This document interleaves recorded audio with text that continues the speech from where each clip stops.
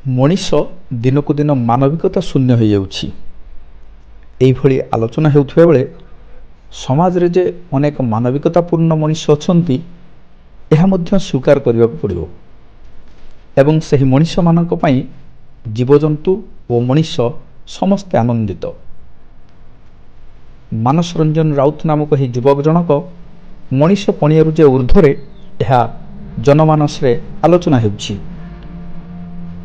ଦିନ ମାନସ ଜାଗରଣ ପରିଷଦ ଗଠନ କରି ସାଧାରଣ ଲୋକଙ୍କ ସେବା ପାଇଁ ସେ ସର୍ବଦା ପ୍ରସ୍ତୁତ ଥାନ୍ତି।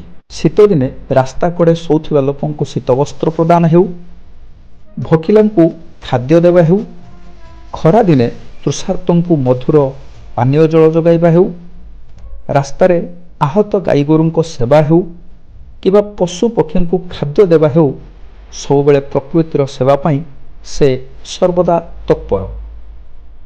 ସକାଳେ ଛକ ଦୋକାନରେ ଠିଆ ହୋଇ ଚା ପିଇବା ବେଳେ ପାରା, କୁକୁର, ଗାଈଗୋରୁ ତାଙ୍କୁ ସତେ ଯେମିତି ଘେରି ଯାଆନ୍ତି। ତାଙ୍କ ପ୍ରଦତ୍ତ ଖାଦ୍ୟ ଖାଇବା ପରେ ସେମାନେ ପୁଣି ଯେ ଯାହା ରାସ୍ତାରେ ଚାଲିଯାଆନ୍ତି।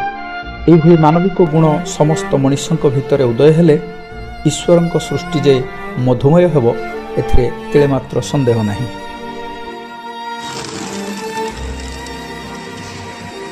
ତେବେ ବର୍ଷକ ତଳେ ଗଢ଼ି ଉଠିଥିବା ଏହି ଅନୁଷ୍ଠାନ ବର୍ଷଯାକ ବିଭିନ୍ନ ସାମାଜିକ କାମ ପାଇଁ ଚର୍ଚ୍ଚାକୁ ଆସିଥାଏ।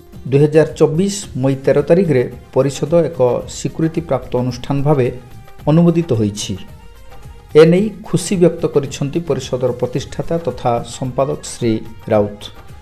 ଏଥିପାଇଁ ସେ ତାଙ୍କର ସମସ୍ତ ସହକର୍ମୀ, ଶୁଭେଚ୍ଛୁ, ଶ୍ରମିକ ସଂଗଠନ କର୍ମକର୍ତ୍ତାଙ୍କୁ ଶୁଭେଚ୍ଛା ଓ ଅଭିନନ୍ଦନ ଜଣାଇ ଜନସାଧାରଣଙ୍କର ଆଶୀର୍ବାଦ କାମନା କରିଛନ୍ତି।